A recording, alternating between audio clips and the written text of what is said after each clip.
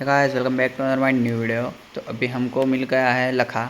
अभी लखा बुंगरा खा रहा है और हम भी उसके साथ खाएंगे बुंगरा। भाई लखा ला बुंगरा। ये बुंगरा ले लिया है हमने और केतन बॉडी बना रहा है। अभी है तो लिटी फिर बॉडी बना रहा है। तो मैं और केतन नेकरी पड़ा है फरवा।